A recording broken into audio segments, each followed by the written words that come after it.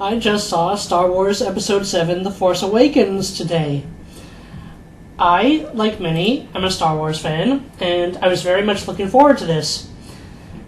Yet, like many fans of the movies, I'm also a fan of the expanded universe. I haven't read a whole lot of it, but I have read several of the books. I started with the Jedi Apprentice series when I was a young teenager. Then when I entered college in the mid-2000s, I bought Knights of the Old Republic and its sequel, The Sith Lords, for my dorm room, and I absolutely loved those games. I followed, in the novels, the story of the Skywalker family, and going into this movie, I was wondering how much the movie would conflict with the expanded universe stories. Now, I've heard that the books and comics following Return of the Jedi have been deemed non-canon, and there is some controversy among fans with that, as of course there would be. Here's how I view it. When a fictional universe has conflicting continuities, meaning when it has stories where the events, the characters, and quests conflict with each other, when there are multiple possible stories, I tend to consider the story I like most, that I consider the most interesting or most awesome, to be canon. The Force Awakens, as far as I was able to assess, actually doesn't conflict with the events of the already written expanded universe very much. You could, in fact, consider Kylo Ren and a certain other successor of Darth Vader, especially when this character appears in the Legacy of the Force book series, to be one and the same, and the story could actually fit into the novels.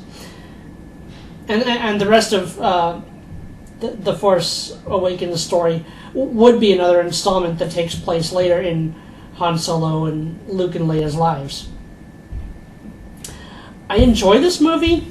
It definitely does a much better job of telling its story than the prequels did, and it definitely shows a lot more than it told. However, as I watched the movie, I noticed something. The story itself is almost the exact same plot as A New Hope. Listen to this. A Fringer on a desert planet comes across a droid with a secret message that must be delivered to a rebel base.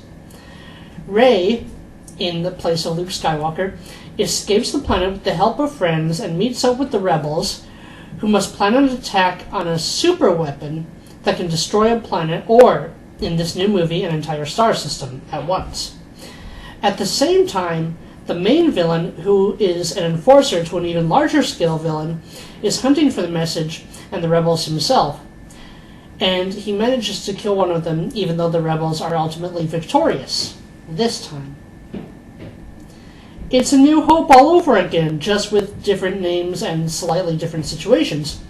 And while that didn't ruin my fun, it did mean that it wasn't the grand new story that I had been thinking about possibilities for in my head, wondering what it would turn out to be.